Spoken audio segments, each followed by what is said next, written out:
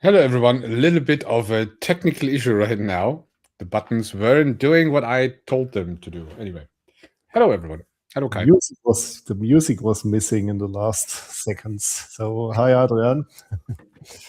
Hi, everybody, and good afternoon on this sunny Friday afternoon, at least here in Germany, in south of Germany. Today, Adrian and I will talk about, we call it a strategy game.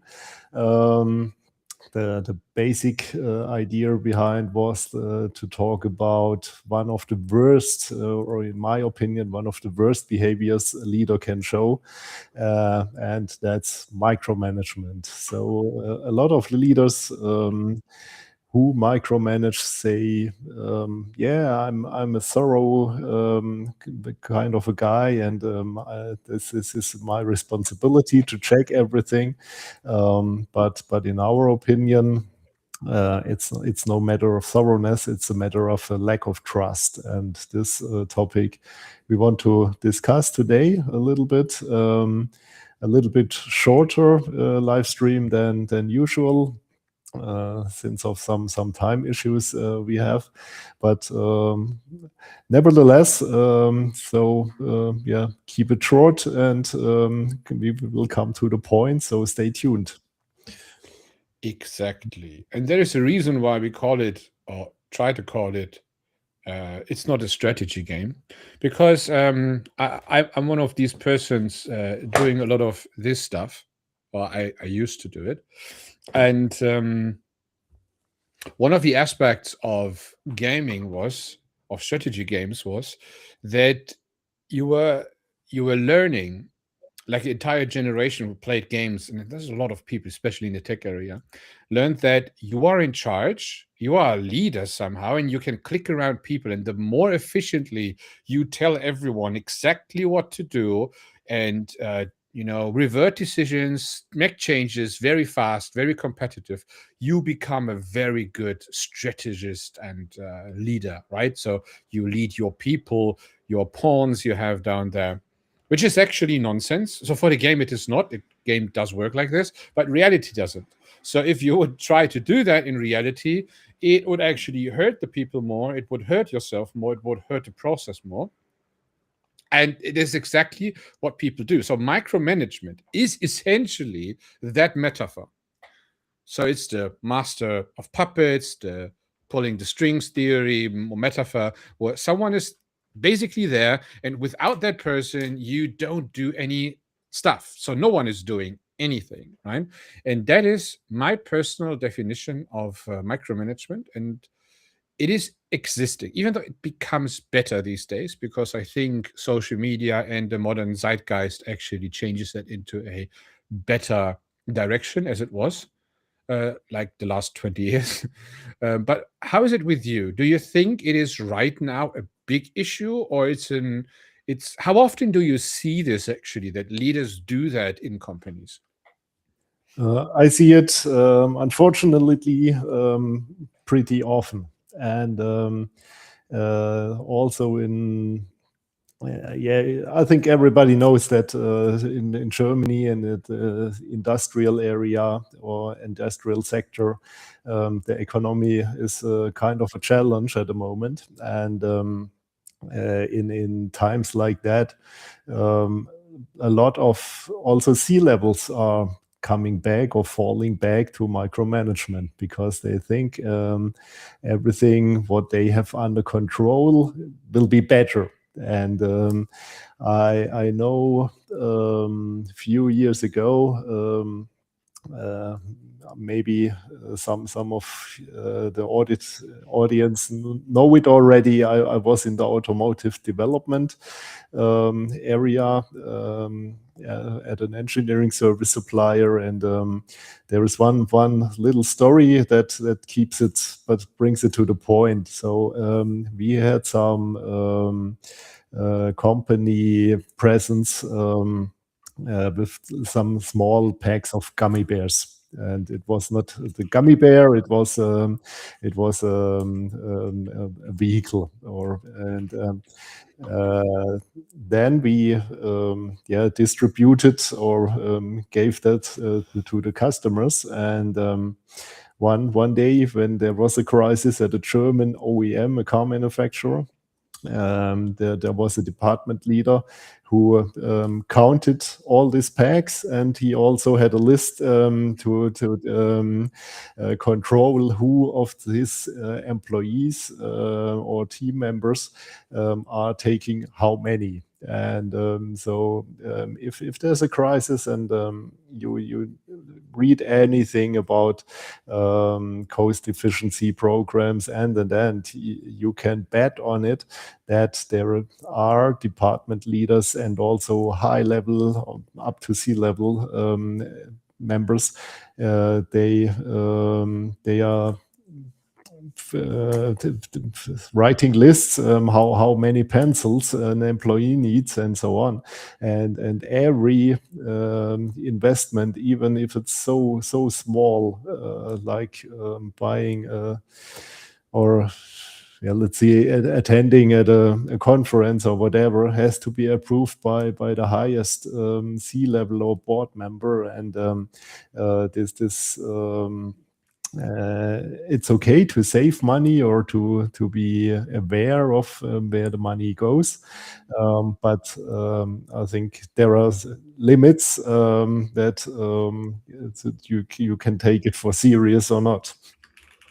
And also for the employees. So if you have to go to your leader to ask if you can take one of the gummy bears a supplier provided, or you need why do you need again a new pencil? You received one 4 weeks ago.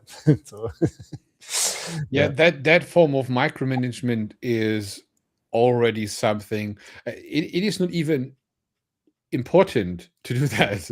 So I think what goes hand in hand very often, it is not a coincidence. It is something when you start to do micromanagement, then you start to focus on the wrong things anyway. So you see suddenly that, oh, if I do that instead of that person, that is already the signal I'm thinking of, I'm doing something better right now. So you don't see anymore what is actually good for the company, what is good, what pays onto the target and goal, right? You don't do that. You instead just look at what can I fix for other people and what people cannot fix. So that is the focus.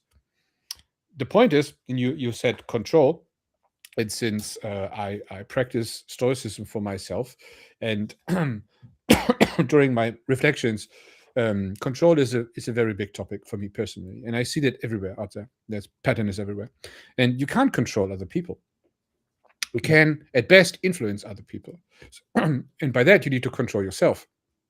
And the point is that if you think you can control others, then your focus goes outward, which means that you don't really see what happens inward in that moment. That is a big problem because you don't see what you do as a leader. That symptom is that you speak way too much. So the ratio between speaking and listening is way too much on speaking, which is bad. You shouldn't put out everywhere statements, but instead ask the right questions and leave the others put the statements in. And that starts to make sense then. But it's not for you, because as soon as you start to try to control others, you waste your energy and you lose your focus. That is what happens. And instead, you should focus on yourself. and see how you act, what you can invoke in others by influence, that they can take the ownership, and you can talk about what actually happens then. So that would be my take to actually solve this. And that is what I wanted to add, because a stoic topic a day keeps the burnout away, right? And that's important, right? That's your But just principle. Yeah. that's a principle, right? And that's from my perspective. But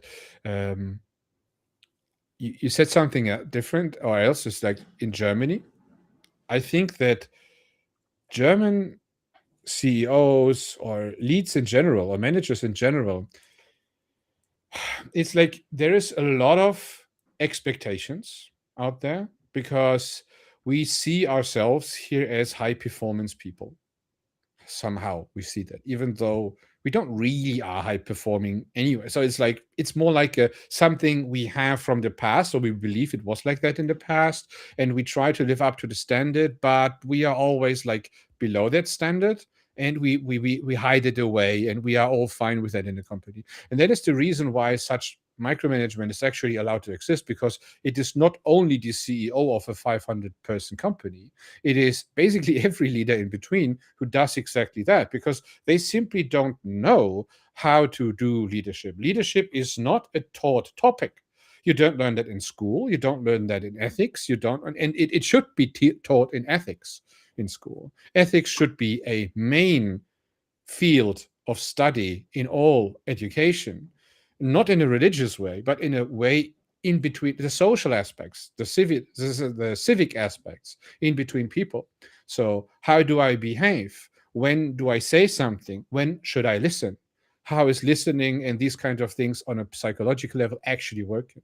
And I think that is absolutely missing. So leaders get into the position, or managers, and are supposed to lead, in quotes, people. And the only thing they see is, I can do it very well. I see everyone else is not doing very well. Now I tell everyone how to do that by telling every little step, instead of thinking, okay, there is a gap. How to bridge that gap? How to make sure that in 3 months from now, the people can do it. And I'm one of the persons, because I can do it right now. They might be not so good at it. What can I do to improve the others so that they all can do it, and I can focus on different things? And actually, what is the next step on overarching improvement of the entire department, circle, team, or whatever I have there? What is your, so when I can ask the question is, what is your way of, when you get in, or what, let's say, how to phrase it, like there is this management person, and this person is asking for help. That is often the case. Maybe getting to you, want to have a coach. Is it like that the people tell you that the others are, or the leaders who looking for help are actually telling you that, look, the other people are doing that and that wrong. Help me, I want to improve them. It's a little bit like they don't see the issues on their side. Do you have the same experience? Because I have that very often, that I'm getting called because of employees, but the problem is the person who called me. Yeah. So if somebody says I have to change something on my behavior or my personality, then you already have a big part of the improvement done, because he is self-reflected and says, okay, I'm responsible for that. I think the issue begins one step before, and with the choice of the leaders. So often leaders are chosen by their technical experience or by how long they are stayed in the company, but rather in according to their personality, to their character, if they are suiting to a leadership role, if they love people, if they want to engage with people, and so on, and also if they want to serve their team and not only the team to serve them. And so these are major topics. And if one of the best technical guys is engaged into a leadership role, and he sees in that he is not doesn't know how to deal with it, and he asks his leaders. He often gets the stereotype as an answer. Yeah, you know, you are a leader. You have to know it by yourself, and this doesn't help. So even the most talented leader person needs some qualification, needs some sparring, or needs a teacher before, and yeah, let's say needs some company. Who can tell him something from outside, and because the own view is very limited, and Biased as well. yeah, and to improve that, you need somebody from outside who can say which screws you have to turn or which buttons you have to press. I see the same thing. Is I see very talented leaders, actual leaders, so not managers, but leaders who really try, who called out that I help. And that is often something that tells me, okay, there is something going on. There are ideas, but people cannot translate the ideas into reality. So they have the ideas, they sit in a large meeting, and those ideas are not really translated to each person. And as soon as they become more like telling, like, I have a new idea, we try this, and then you see this doubt thing or some other things, and it's typical, very typical for software engineering, because there's so many opinions how things should be done, and there are no standards. Software engineering is basically standard free. There are no standards at all, and in my case, it's when I see this, it's clear that the translation must happen. There must be a transmission from there to this side, and biases and fallacies maybe as well, but mainly biases between people are the other thing. So there are people above who push you to change something with them, and then you sit in front of the people and they simply say no, and you say, maybe I need to have something different. You try to stay or try to keep the social relationship stable, and you cannot really transmit your idea, because that would cause change.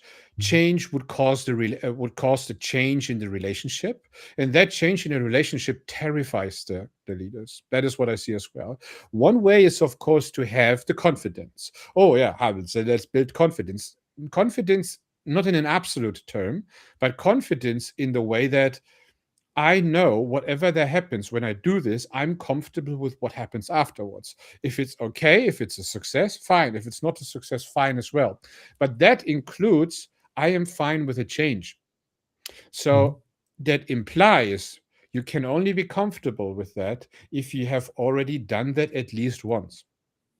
So you are not dedicated to the team, the departments, or whatever you want to call it. You are not bound to those those entities anymore, in a way that you are terrified to make a change. And it is easier, of course, to get from outside, but people from outside have a different problem, that they have the feeling that they are not connected enough. And I think this is the reason where I always try to push leaders into maturity. And I think this is a maturity issue. That's the reason why so less leaders in the age of 20 exist who actually can make a change in an existing grown team.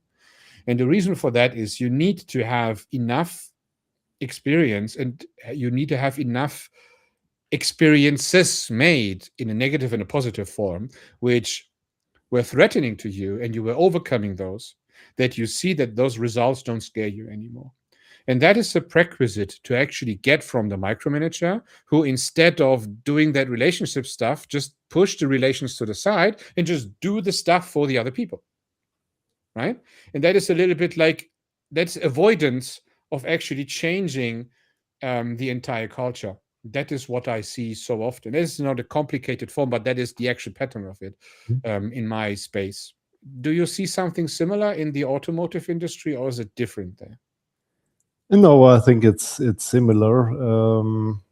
I think it's not a topic which is related to a business or to a business field or company size or whatever. It's a human specification that humans react like that you described. And so I think you can find it everywhere. I think what's differing is that in several industries you have different ways to control people. So you have another kind of control level. If you're working on a production, then you can count how many parts are assembled or whatever. If you're working in an office, maybe you can count it with hard KPIs, how much work is delivered at the end of the day. If you're doing something more creative, like software development or also engineering, it's not that you can predict every step how long it takes, and so I think there will be other methods then. And the bad news is that a micromanaging leader will always find some methods to do the micromanagement. You manage to stay in management of micromanagement style. So it's a little bit like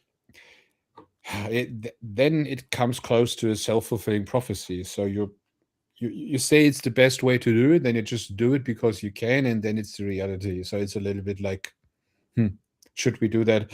I don't think so. I think the implications of if we do like talking about the consequences are that a team, first of all, doesn't want to take ownership at all. You remove creativity nearly entirely because there is neither a focused or a defocused state in the people that they could say, I focus on that and this is where I'm being creative, or I'm defocused, this is how I get creative. They simply don't do anything because they stop thinking about what they do. You reduce it to a mere level of execution, and you see that especially apparent in where power distance index is very high. So in companies where the actual management is further away from the ICs who are actually working on things for the individual contributors. And I see that in the AI space as well. When we try to replace people with AI, that is especially in companies the wish by management, where you have exactly that implemented. So you reduce the people in a way that they are very exchangeable, very substitutable, only doing the very necessary stuff. You have some, in quotes, smart people in the company who plan everything. So basically, plan everything for everyone, and all the people shall just execute. And you remove the entire ownership of reviewing personal work because you don't need to, because there is an acceptance criteria. If that is met, just go for it. And you don't have an actual reason to make it right because no one is asking you to make it right. They're only asking you to fulfill that criteria because you don't think, just make this criteria thing. If something goes wrong, they ask you, why haven't you thought about this? And the answer would be, yeah, because you told me I shouldn't think about that. And then they say, I was never told that. No, you basically told that in subcontext. And that is what micromanagers don't really understand, that they have a huge influence on people because they are the boss. So they are, by contract, people are afraid to losing their jobs because they need to feed their families, right? That's normal. We all have that. So we all need to make the money. If someone takes away all our money, we have a huge problem. So we know that by nature that we need to do that. So in order to not use that fear against the people, right? You need to remove that fear from them. So they need to think about, how can I make sure my living here, or how I make my living here in that company, is actually something where I can improve it. This is the bottom-up approach in ownership. So if I do that, I can make a better company out of that. And if I am away, what's going? Oh, battery exhaust. Your sound is back, but no video. I was so fine in the flow. What's going on here? Mhm. The battery is dead, but actually there is power connected. I don't know. Yeah. Yeah, technical issues.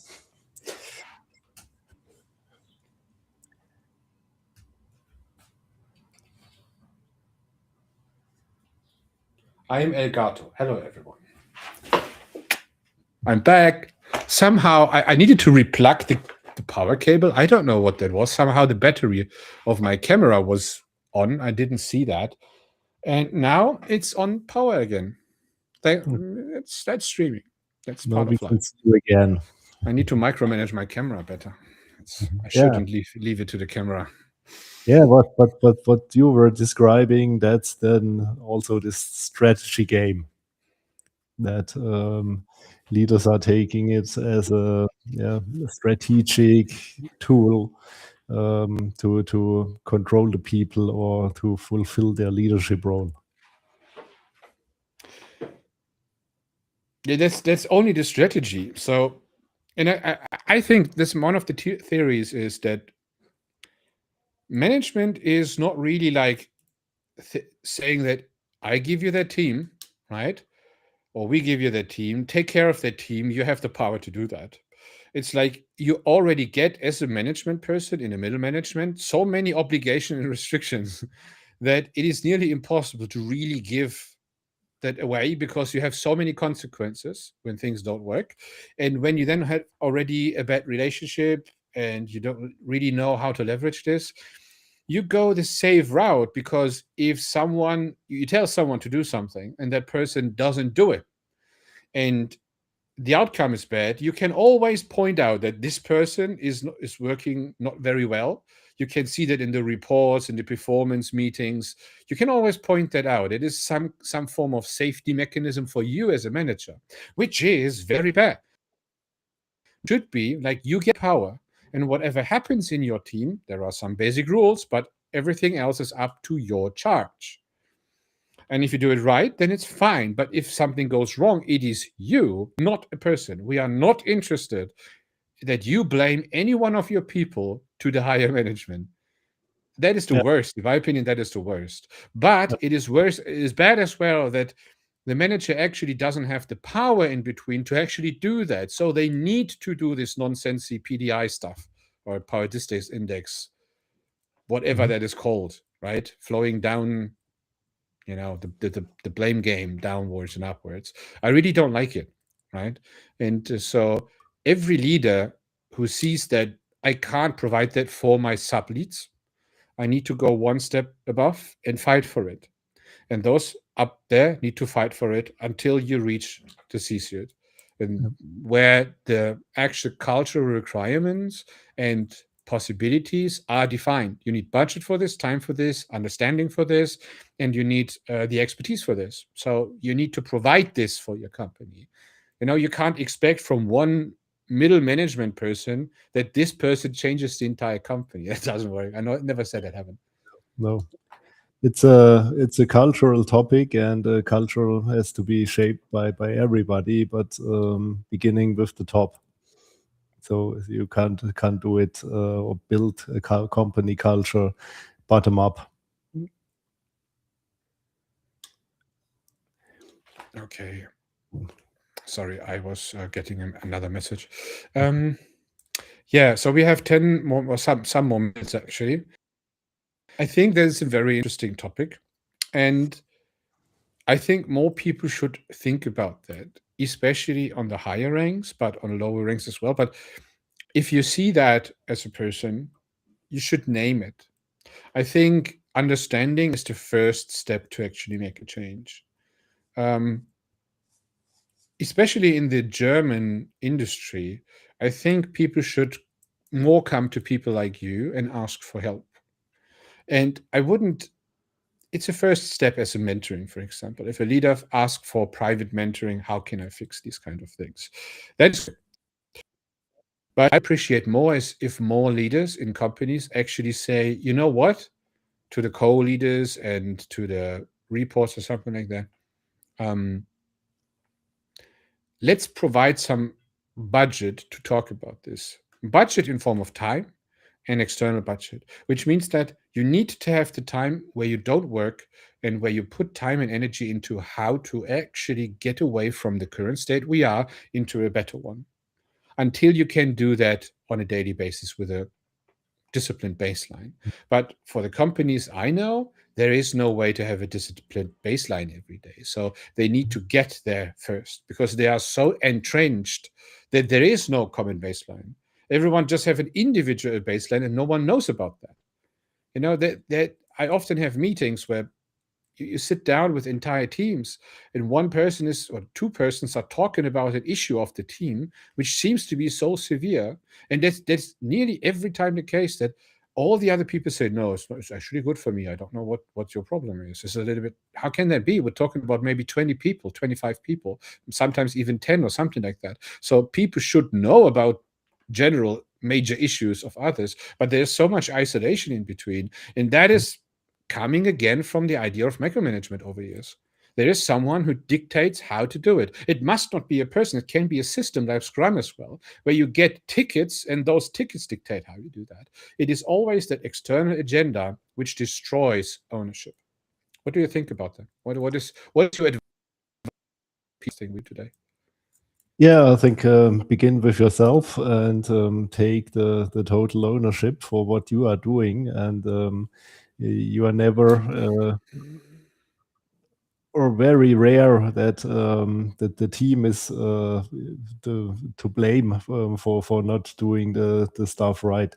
It's always a leadership topic, and it begins with the leader to reflect himself and or herself, and then also to start changing with yourself. So yeah, taking the ownership of everything that happens, not only what you are doing, but only what happens within your or surrounding, and then you can start building kind of a culture which works without micromanagement and without controls. And you will see and you will experience that also your team members will evolve and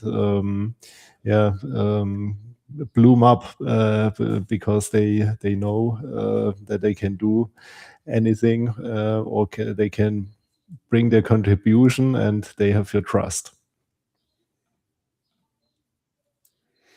And you can learn about that on next Saturday's Leadership Hype directly from Kai.